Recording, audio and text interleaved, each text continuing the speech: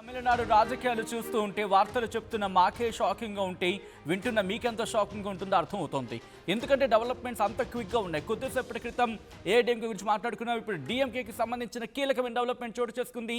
DMK నేతలతో, DMK ఎమ్మెల్యేలతో మాజీ ముఖ్యమంత్రి, ప్రస్తుత ఆపద్ధమ్మ ముఖ్యమంత్రి డిఎంకే అధినేత స్టాలిన్ ఎమర్జెన్సీ మీటింగ్ నిర్వహించారు. దానికి సంబంధించిన విజువల్స్ మీరు చూస్తున్నారు ఆర్టీవీ స్క్రీన్ మీద. ఏ నిర్ణయం తీసుకున్న ఎమ్మెల్యేలందరూ కట్టుబడి ఉండాలి అంటూ స్టాలిన్ సంచలన వ్యాఖ్యలు చేశారు. ఈ నెల 10వ తారీఖు వరకు ఎమ్మెల్యేలంతా చెన్నైలోనే ఉండాలంటున్నారు ఆయన. అయితే ప్రతిపక్ష నేతగా ప్రతిపక్షంగా ఉండాలన్నదే తన ఆకాంక్ష. కానీ పార్టీ శ్రేయస్సును దృష్టిలో పెట్టుకొని కొన్ని కఠిన నిర్ణయాలు తీసుకోవాల్సి రావచ్చు. I repeat and I reiterate, party శ్రేయస్సుని దృష్టిలో ఉంచుకొని కొన్ని కఠిన నిర్ణయాలు తీసుకోవచ్చు, లేకపోతే తీసుకోవాల్సి రావచ్చు. ప్రతిపక్షంగానే ఉండాలనుకుంటూ ఉన్నాను, కానీ పార్టీ భవిష్యత్తు, పార్టీ శ్రేయస్సు వీటిని దృష్టిలో ఉంచుకొని కొన్ని కఠిన నిర్ణయాలు తీసుకోవాల్సి రావచ్చు అంటూ స్టాలిన్ చెప్పుకొచ్చారు. పార్టీ నేతలకు, ముఖ్య నేతలు, సీనియర్లతో సంప్రదించి కొన్ని కీలక నిర్ణయాలు తీసుకోవడం అవసరం కావచ్చు అంటూ ఆయన చెప్పడం ప్రస్తుతం సంచలనంగా మారింది. కొద్దిసేపటి క్రితం ఏఐడిఎంకే కీలక నేత అన్బలగన్ మాట్లాడిన తర్వాత ఇప్పుడు డిఎంకే అధినేత స్టాలిన్ మాట్లాడడం ప్రస్తుతం డిఎంకే ఏఐడిఎంకే పొత్తు కుదరబోతోందా అనే మాటకు బలం చేకూరుతుంది. దానికి సంబంధించి ఆ డీటెయిల్డ్ బ్రేకింగ్ న్యూస్ మీరు చూడడం జరుగుతోంది. నాయకత్వం ఏ నిర్ణయం తీసుకున్నప్పటికీ ఎమ్మెల్యేలంతా తప్పనిసరిగా దానికి కట్టుబడి ఉండాలి అంటూ డిఎంకే చెప్పుకొచ్చింది. ఇది అత్యంత క్లిష్టమైన సమయం అంటోంది డిఎంకే. తమిళనాడు మళ్లీ ఎన్నికలకు వెళ్లేందుకు సిద్ధంగా లేదు అంటూ చెప్పుకొచ్చింది. ఈ క్రమంలోనే స్థిరమైన ప్రభుత్వం ఏర్పాటు చేయడమే ప్రాథమిక లక్ష్యం అంటోంది డిఎంకే. ద్రవిడ ఉద్యమ సూత్రాలను దెబ్బతీసే మతతత్వ శక్తులకు అవకాశం ఇవ్వకూడదు అంటూ అంతర్లీనంగా చెప్పుకొచ్చిందంటే అర్థం చేసుకోవచ్చు అక్కడ ఎటువంటి వ్యూహాలతో వెళ్ళబోతోందో డిఎంకే అనేది. అయితే గత 5 ఏళ్లలో డిఎంకే ప్రభుత్వం అమలు చేసిన పథకాలు ఆగిపోకూడదు అంటూ చెప్పడం అర్థం చేసుకోవచ్చు ఇక్కడ ఎటువంటి వ్యూహాలతో డిఎంకే వెళ్ళబోతోంది అనేది. ఇక తమిళనాడు అభివృద్ధి అదే వేగంతో కొనసాగాలని కోరుకుంటూ ఉన్నాం. ఏ నిర్ణయమైనా తీసుకునే అధికారం పార్టీ అధినేతగా నాకుంది. And at the same time ఏ నిర్ణయమైనా తీసుకునే అధికారం పార్టీ అధినేతకు కట్టబెడుతూ నేతలు తీర్మానం చేయడం. ఐ రిపీట్, ఏ నిర్ణయమైనా తీసుకునే అధికారం పార్టీ అధినేతకు కట్టబెడుతూ నేతల తీర్మానం ప్రస్తుతం సంచలనంగా మారిందంటే అర్థం చేసుకోవచ్చు. అయితే ఈ ఈక్వేషన్స్ డిఎంకే ఏడీఎంకే కలయిక గురించి మాట్లాడుకుంటున్న సందర్భంలో పోనీ ఇది ఏమైనా స్పెక్యులేషన్ అనుకుందామా? కాదు. ఎందుకు ఈ మాటకి బలం చేకూరుతోంది? కొద్దిసేపటి క్రితం ఏడీఎంకే కీలక నేత అన్బలగన్ మాట్లాడారు. ఇప్పుడు డిఎంకే అధినేత స్టాలిన్ మాట్లాడారు. ఇవి కూడా ఇండివిజువల్ కామెంట్స్, కానీ ఈ మాటలకు ఇంకా బలం చేకూర్చేలా ఉన్నాయి. ఇటు జాతీయ మీడియా జర్నలిస్టులు కావచ్చు, లేకపోతే తమిళనాడు సీనియర్ జర్నలిస్టులు కావచ్చు, వాళ్ళు మాట్లాడుతున్న మాటలు ఒక్కసారి మీరు చూడొచ్చు. I spoke to senior journalist అంటూ మాట్లాడుతున్న క్రమంలో he firmly stated that the alliance talks between DMK and AIADMK did indeed take place. ఇవి చర్చలు అయితే జరిగాయి. He also said that chief minister M K Stalin, అంటే ఆపద్ధ ముఖ్యమంత్రిగా ఉన్నారు కాబట్టి ఆయన ఇంకా discussed the same issue today with leaders of VCK and communist parties, confirming that the reports are true according to him. And a news platform కూడా mention చేస్తూ a news article on the development అంటూ చెప్పుకొచ్చిన సందర్భం ఏమంటూ ఉన్నారు. ఇప్పుడు డిఎంకేకి ఏఐడిఎంకేకి ఇద్దరి మధ్య చర్చలు జరిగింది. ఈ చర్చలు చోటు చేసుకున్న మాట మాత్రం వాస్తవం. And also set the chief minister, అంటే ప్రెసిడెంట్ ఇంకా ఆపద్ధ ముఖ్యమంత్రిగా ఉన్నారు కాబట్టి ఆయన్ని చీఫ్ మినిస్టర్ అనొచ్చు, కేర్ టేకర్ చీఫ్ మినిస్టర్ అన్న తప్పలేదు. అండ్ ఎంకే స్టాలిన్ ఇదే ఇష్యూ మీద లీడర్స్తో మాట్లాడారు. వీసీకే అలాగే కమ్యూనిస్ట్ పార్టీలు, గుర్తుపెట్టుకోండి, వీసీకే కమ్యూనిస్ట్ పార్టీలని ఎందుకు నొక్కి వక్కాణించడం జరుగుతోంది. వాళ్ళిద్దరూ సపోర్ట్ లేకపోతే ఇప్పుడు మరి ముఖ్యంగా టీవీకేకి అధికారంలోకి వచ్చే అవకాశం లేదు కాబట్టి వీళ్ళ మీదే బేస్ అయ్యింది అక్కడ పరిస్థితి. సో ఇటువంటి తరుణంలో ఇప్పుడు ఎటువంటి పరిణామాలు చోటు చేసుకోబోతున్నాయి అనేది ఇక్కడ ఆసక్తికర పరిణామం. అయితే ఇప్పుడు మరికొంతమంది సీనియర్ జర్నలిస్టులు ఏమంటున్నారో చూద్దాం. ఎందుకంటే ఒక 2-3 కాదు, కొంతమంది సీనియర్ జర్నలిస్టులు మాట్లాడుకుంటున్న మాట. వీళ్ళు ఏమంటున్నారంటే ఏ క్షణాన్నైనా ఈ మాట వాస్తవం కావచ్చు అనేది ఇక్కడ వినిపించే మాట మీరు చూడొచ్చు. I spoke last night with 4 key people DMK RKSR అంటూ I spoke last night with 4 key people from DMK leadership. Every one of them strongly denied the reports of DMK AIDMK alliance talk. In fact, one of them simply laughed when I brought it up. But as you said, something significant has indeed happened and is still happening behind the scenes. A master will always remain a master. You are always ultimate, sir, అంటూ R K రాధాకృష్ణని quote చేస్తూ. But whatever it may be, ఇటువంటి సిచ్యువేషన్లో ఏ పరిణామం చోటు చేసుకోవచ్చు. దీంతో పాటు ఈ మాటలకు బలం చేకూర్చేలాగా అఫీషియల్ స్టేట్మెంట్ అని మీరు ఎదురు చూస్తూ ఉన్నారు కదా, వస్తున్నా అఫీషియల్ స్టేట్మెంట్కి వస్తున్నా.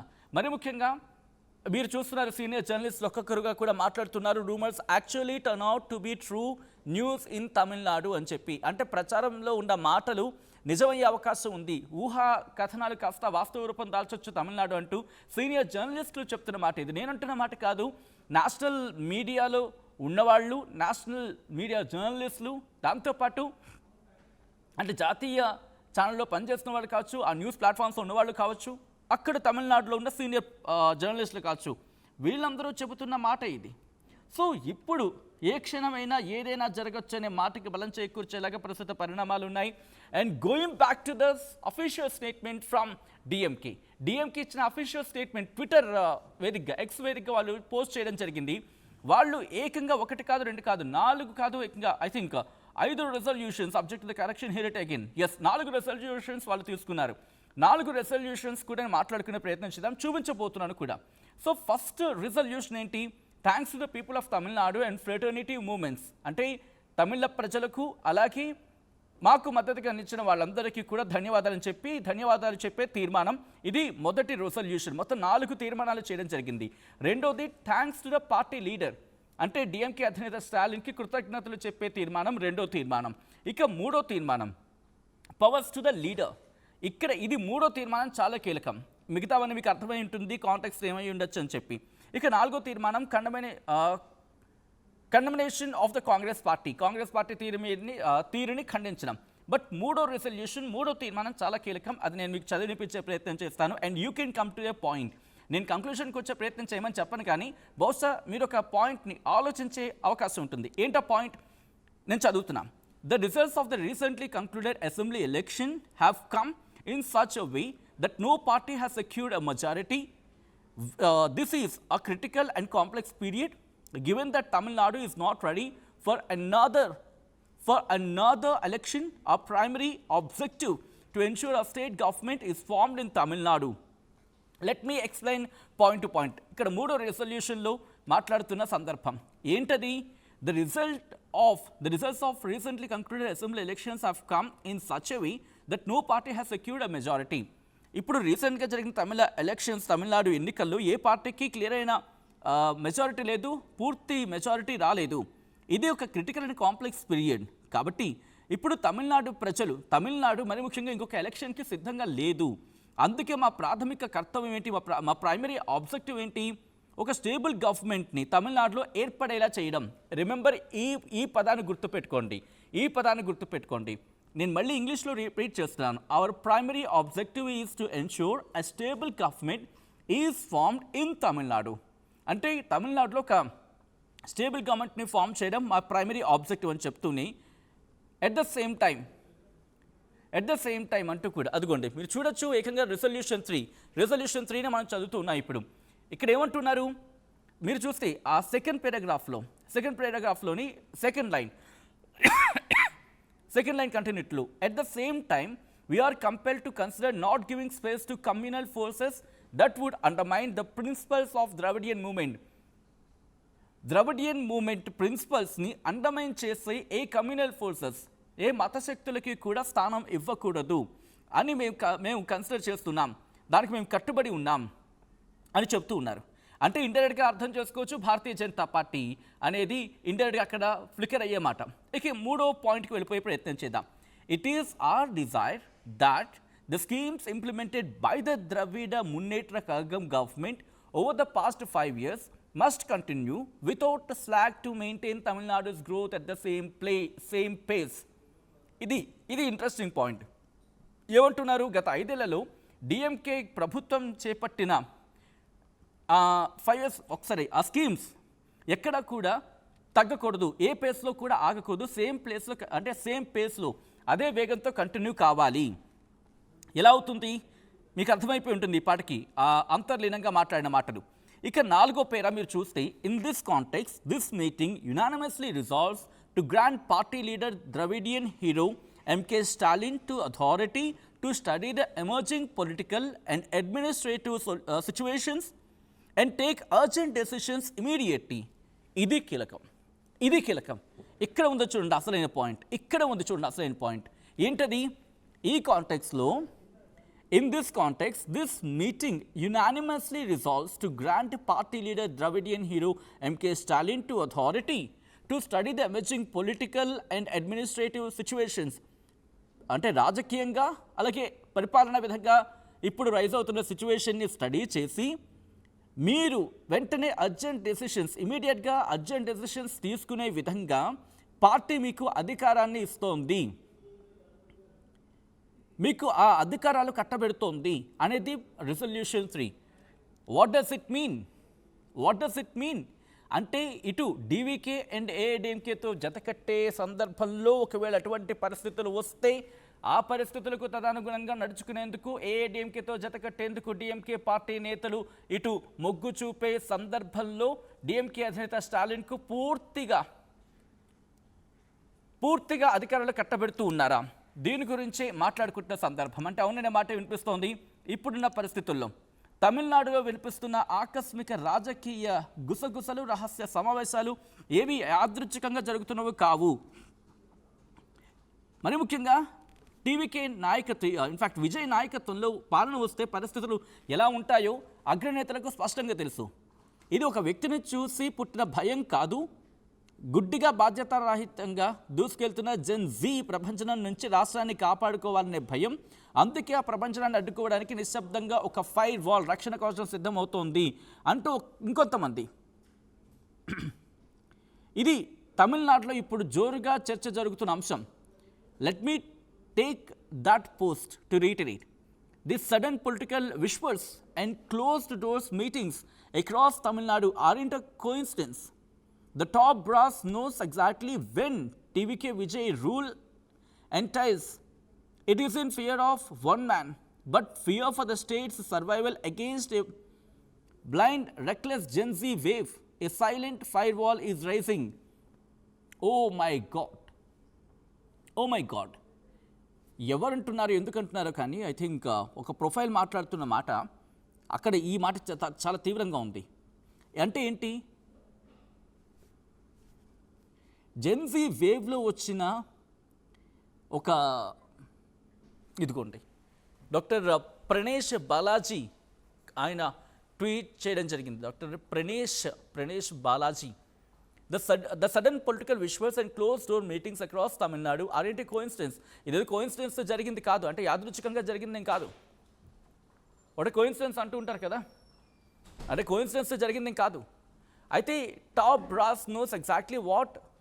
ఒకవేళ విజయ్ కనుక ప్రభుత్వాన్ని ఫామ్ చేస్తే ఏం జరుగుతుందో వాళ్ళకి తెలుసు, ఎగ్జాక్ట్గా ఏం జరుగుతుందో. అది ఆ మనిషితో భయం కాదు. కానీ ఏంటంటే రాష్ట్రం సర్వైవల్కి సంబంధించి జెన్జీ వేవ్లో మీరు చూడొచ్చు, బహుశా దీన్ని ఎలా చెప్పాలని ఆలోచించుకోవాలి. Survival against blind reckless Gen Z wave.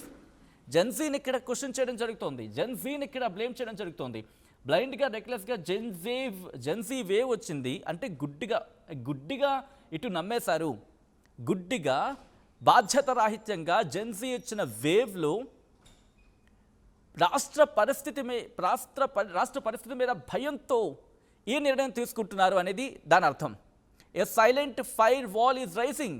ఒక సైలెంట్ ఫైర్ వాల్ రైజ్ అవుతుంది. ఎవరది? డిఎంకే ప్లస్ ఏఐఏడిఎంకే. డిఎంకే ఏఐఏడిఎంకే రెండూ కలిసి ఒక సైలెంట్ ఫైర్, ఒక డిఎంకే ఏఐడిఎంకే రెండూ కలిసి ఒక రక్షణ కవచాలు, ఒక రక్షణ గోడలాగా ఒక సైలెంట్గా ఒక కంచు కోటను కడుతూ ఉన్నాయి అనేది ఆ ట్వీట్ సారాంశం. So that shows what is happening, ఏం జరుగుతుంది అనేది. విజయ్ పాలన గురించి డిఎంకే డిఎంకే అగ్రనేతలు భయపడుతున్నారు. రాష్ట్రం వెనుకబడిపోయి విధ్వంసం అయిపోయే అవకాశం ఉన్నాయని చెప్పి వాళ్ళు భావిస్తూ ఉన్నారంటూ కూడా మాట్లాడుకుంటున్నారు. Is it so? నేను మిమ్మల్ని అడిగే ప్రయత్నం చేస్తున్నాను. బికాస్ అక్కడ ప్రజల్ని నిందించడానికి వీళ్ళెవరు? అంతే కదా. రాష్ట్రం నాశనం అయిపోతుందా? రాష్ట్రం భ్రష్టు పట్టిపోతుందా? రాష్ట్రం అప్పుల పాలైపోతుందా? మరి ఒక వ్యక్తి జెన్ జీ యువత ముందుకు వచ్చి అడుగులు వేసి ఓటేసి గెలిపిస్తే who the hell you are to say blind and reckless Gen Z? Remember, I know you can understand my English.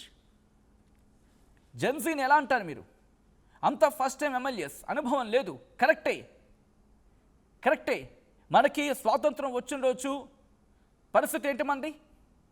రాష్ట్రాలు ఫామ్ అయిన రోజు పరిస్థితి ఏంటి మంది? కొత్తగా వచ్చిన వాళ్ళకి మనం చెయ్యి పట్టి నడిపించుకు తీసుకువెళ్ళమా? పోనీ పక్క రాష్ట్రం అంతా కొత్త వాళ్ళే ఉన్నారు, కొత్త ఎమ్మెల్యేలు ఉన్నారు. మీరంతా ఏం పీకుతారని చెప్పి వాళ్ళు ప్రశ్నిస్తే సమాధానం చెప్పగలరా మీరు? I'm very sorry to use this word. Gen Z ఒక మ్యాండేట్ ఇచ్చింది, ప్రభుత్వాన్ని ఏర్పాటు చేయాలి కొత్త వాళ్ళతో అని చెప్పి చెప్పుకొచ్చింది. నిజంగా మీరు బాధ్యులైతే, మీకు నిజంగా బాధ్యత ఉంటే, మీకు నిజంగా తమిళనాడు మీద ప్రేమ ఉంటే, మీరు మిగిలిన ఎంతమంది ఉన్నారయ్యా? 59 + 47 106 మంది సోకాల్డ్ సీనియర్స్ లీడర్సేగా. డైరెక్షన్స్ ఇవ్వండి, కొత్త ప్రభుత్వాన్ని నడిపించండి, కొత్త మార్గదర్శకాన్ని ప్రిపేర్ చేయండి. తమిళనాడు ప్రభుత్వం, కొత్త ప్రభుత్వం ఈ దేశానికి మార్గదర్శకం అని చెప్పి చూపించండి if possible. And you are saying blind and reckless Gen Z wave? Who the hell you are to say that? And what's the guts that you have to say that word? దీనికోసం మీరు కలిసిపోయి, DMK AIADMK కలిసిపోయి ప్రజాస్వామ్యాన్ని అపహాస్యం చేస్తున్నారని చెప్పి తమిళ ప్రజలు మీ మీద వ్యతిరేకత పెంచుకుంటే పరిస్థితి ఏంటి? మన దగ్గర ఒక సామెత ఉంటుంది, కొండ నాలిక మందేస్తే ఉన్న నాలిక ఊడిందంట. ప్రజలు విజయ్కి మ్యాండేట్ ఇచ్చారు, కమ్యూనిస్టు పార్టీలు కూడా సిద్ధంగా ఉన్నాయి, అండ్ వీసీకి కూడా సపోర్ట్గా వెళ్ళే ప్రయత్నం చేసింది, డిఎండిఏకి కూడా చెప్పుకొచ్చింది నిన్న. బట్ వీటన్నిటిని నోరు మూయించేసి ప్రజాస్వామ్యం నోరు మూయించింది ఎవరు? ఏఐడిఎంకే 47 ఎంతో ఉన్నాయి వాళ్ళకి. ప్రభుత్వాన్ని ఫామ్ చేస్తారా? ఏ ధైర్యం ఉండి మీరు ఆ డైలాగ్ వేయగలుగుతున్నారు? ప్రజాస్వామ్యం అంత మీకు, డెమోక్రసీ అంటే మీకు అంత అవహేళనగా కనిపిస్తూ ఉందా? ఒకవేళ మీకు తెలుగు అర్థమైతే కనుక సమాధానం చెప్పే ప్రయత్నం చేయండి. Because this is a need of the hour. ఇంత అపహాస్యం, ఇంత జోకింగ్గా, బాహాటంగానే రేపు ఉదయం ఇదే జరిగితే అఫ్కోర్స్ రేపు మీ ప్రస్థానం, మీ అస్తిత్వం ప్రమాదంలో పడదా? డిఎంకే అండ్ ఏఐడిఎంకే. డిఎంకే మాట ఓకే, ఇంకా స్టాలిన్ ఉన్నంత కాలం, లేకపోతే అక్కడ కాస్త క్యాడర్ ఉంది కానీ వాళ్ళు కొంచెం వెళ్తారు. ఏఐడిఎంకే పరిస్థితి ఏంటి? ఈసారి ఎందుకు ఇటు డిఎంకే తర్వాత నెక్స్ట్ ప్లేస్లో ఉండాల్సిన ఏఐడిఎంకే ఏకంగా 3వ ప్లేస్కి ఎలా వెళ్ళిపోయింది? ఆలోచించుకోలేదా? ఆలోచించుకున్న ప్రసక్తి లేదా? పరిస్థితులు లేవా? మీరు జత కట్టుకుని వెళ్తారంటే ఓకే, బికాస్ మనకున్న ఫ్లెక్సిబిలిటీస్లో మీరు కలిసి కూటమి కట్టుకుని వెళ్ళొచ్చు కాక. కానీ ఎవరు దేని మీద అయితే పోరాటం చేశారో ఇంకా పోరాటానికి లెక్కే ఉంది. ప్రజలు ఒక మ్యాండేట్ ఇచ్చారు, మ్యాండేట్కి కట్టుబడి వెళ్లకుండా వెళితే పరిస్థితి ఏంటి? రేపు మీరు 5 ఏళ్ల పాటు పాలన చేయొచ్చు, రేపు మీరు హీరోలు అవ్వచ్చు గాక, కానీ end of the 5 years Vijay hero కాడా? ఫస్ట్ టైం 108 సీట్లు సాధించుకుని ప్రతిపక్షంలో కూర్చున్న దమ్ముగా మాట్లాడే సత్తా తనకుంటుంది. మీరు డిఎంకే ఏడిఎంకే బితుకుమంటూ ప్రభుత్వాన్ని ఈడ్చాల్సి ఉంటుంది. కాబట్టి ఇక్కడ ఒక ప్రభుత్వాన్నో లేకపోతే ఒక పార్టీని విమర్శించడం కాదు. ఇక్కడ ఎవరైనా ప్రభుత్వాన్ని విమర్శించవచ్చు, లేకపోతే పార్టీని విమర్శించవచ్చు. ఓటు వేసిన ప్రజలను విమర్శించే హక్కు ఎక్కడుంది మీకు? What's the hell? కరెక్ట్ కదా? మీరు క్వశ్చన్ చేస్తుంది జెన్ జీ. ఈరోజు జెన్ జీ లేకపోతే మీకు ఎక్కడుంది? యువత లేకపోతే మీరు ఎక్కడ? You have to accept that. Blind and reckless, the words which you are using.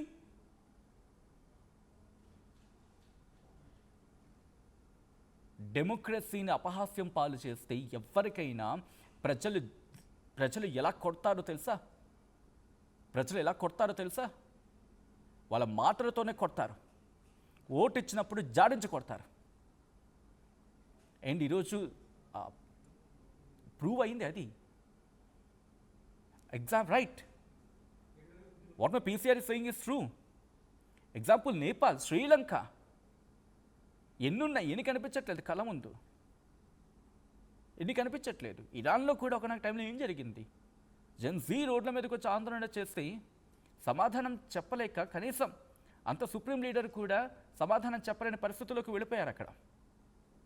Autocracy will not work. Remember that. And ఇది ప్రజాస్వామ్యం మీద పడుతున్న ప్రశ్న అండి. ప్రజాస్వామ్యం అంటే మీరు, నేను, మనమంతా కూడా. ఎవరో ఒక వ్యక్తి ఒక ఓటు వేసిన జెన్సీని బ్లైండ్ అండ్ రెక్లెస్ అంటే should we accept that? React కండి, రియాక్ట్ కావాల్సిందే. ఇది మనకు సంబంధం లేదని ఊరుకుంటే కనుక రేపు అక్కడ తమిళనాడు అయిపోయింది, రేపు ఏ తెలంగాణ కావచ్చు, లేకపోతే ఆంధ్రప్రదేశ్ కావచ్చు, లేకపోతే ఇంకొక ప్రాంతం కావచ్చు. I'm saying just for example. ప్రజలు మ్యాండేట్ ఇచ్చారంటే తలంచి రెస్పెక్ట్ చేయండి, ప్రజాస్వామ్యాన్ని గౌరవించండి. అది రాజ్యాంగ పదవుల్లో ఉన్నవాళ్ళు కావచ్చు, లేకపోతే రాజ్యాంగేతర పదవుల్లో ఉన్నవాళ్ళు కావచ్చు, ఎవరైనా రాజ్యాంగాన్ని గౌరవించండి. కొంచెం బుద్ధుండి వారికి తగ్గట్టు మెలగండి కనీసం. అండ్ మీరు మాట్లాడే ప్రయత్నించండి. మీరు కనుక ఈ టైంలో సైలెంట్గా ఉంటే యాజ్ ఎ వ్యూవర్గా కాదు, భారత పౌరుడిగా కొంచెం బాధ్యత తీసుకొని ఇలాంటి వాళ్ళకి సమాధానం ఇవ్వకపోతే కనుక రేపు మనది కాదు, ఈరోజు మనది కాదని ఊరుకుంటే రేపు మన వరకు వస్తే ప్రమాదం. ఎందుకంటే మన డబ్బులతో మనం ప్రభుత్వాన్ని ఫామ్ చేసుకుంటున్నాం. మనల్ని అవహేళన, అపహాస్యం చేస్తూ ఊరుకుంటామా చెప్పండి? అండ్ మీ అభిప్రాయం రియాక్ట్ కండి.